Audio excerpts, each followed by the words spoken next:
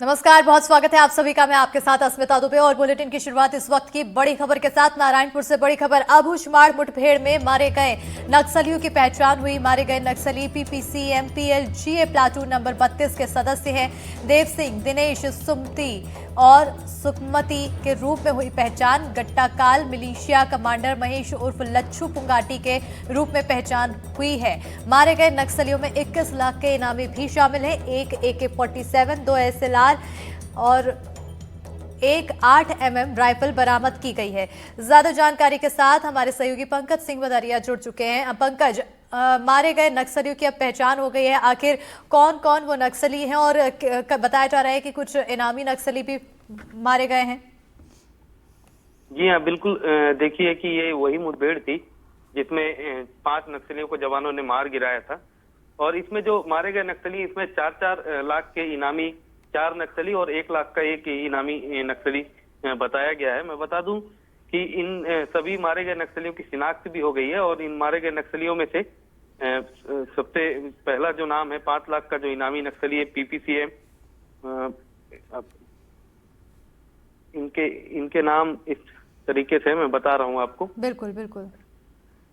पहला नाम है देव सिंह है, जो पर PPCM प्लाटून मेंबर है, 32 नंबर के सदस्य, 5 लाख का इनाम है, बीजापुर इलाके में रहते हैं। वहीं दूसरा नाम दिनेश है, ये भी PPCM प्लाटून के मेंबर है, 32 नंबर के सदस्य हैं नक्सलियों की कंपनी में। इन पर भी 5 लाख का इनाम था। वहीं एक महिला नक्सली है जिसका नाम सुमति उर्फ कमला उर्फ कविता, यानी कि कई नामों से जानी जाती रही है, इस पर भी 5 लाख का इनाम था। यह कराचा तहसील यानी कि गढ़चिरौली महाराष्ट्र की रहने वाली थी।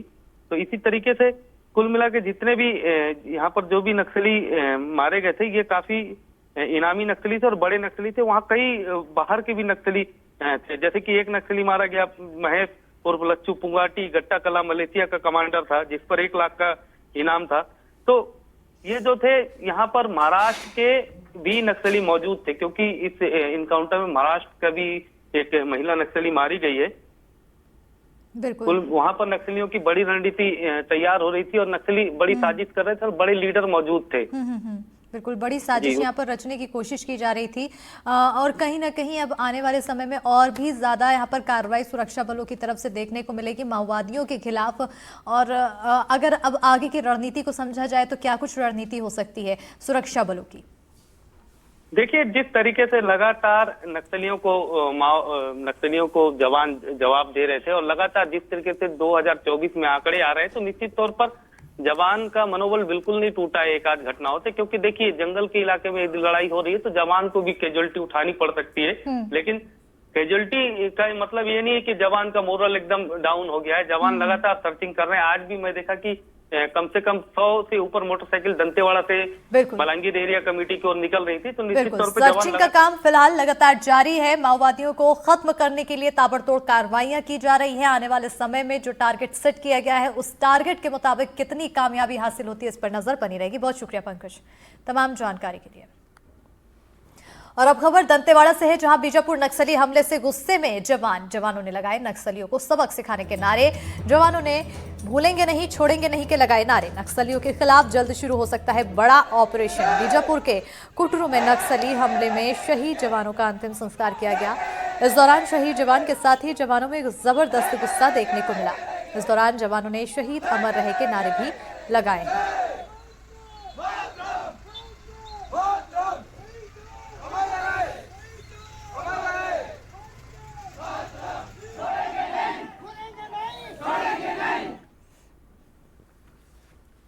और अब खबर बालोद से है, जहां सीएम विष्णुदेव साय ने की बड़ी घोषणा। धान खरीदी पूरी होते ही अंतर की राशि ट्रांसफर होगी। तो वहीं आपको बता दें कि किसानों के खातों में डाल दी जाएगी राशि। सीएम ने ये घोषणा की है। और इसके अलावा उन्होंने बताया कि फंड की कोई कमी नहीं है। सीएम ने बीजेपी कार्यकर्ताओं से अपील की, पंचायत और निकाय चुनाव के लिए तैयार रहने की अपील की है और कहा कि जिले के तीनों विधानसभा में जीत के लिए अभी से कार्यकर्ता जुट जाएं। आप सबको बताइए कि जैसे ही हम लोग धान खरीदी समाप्त करेंगे, वैसे ही अंतर की राशि फिर एक मुश्त किसानों के खाता में देंगे। जैसे ही सरकार के पास में हिसाब किताब आ जाएगा कि कितने किसान और कितने धान बेचे हैं, हम लोग के पास पैसे की व्यवस्था है। तत्काल उसकी व्यवस्था करेंगे। लेकिन वो महापुरुष, वो दीर्घदर्शिता, उनको मालूम था कि एक दिन भारतीय जनता पार्टी इस मुकाम पर पहुंचेगी कि देश में भी शासन होगा, प्रदेशों में भी होगा। तो बोलते थे कि ठीक है, अब हंस लो, तुम लोगों की बारी है। लेकिन एक दिन हम लोगों की भी बारी आएगी, अंधेरा छटेगा, सूरज निकलेगा और कमल खिलेगा।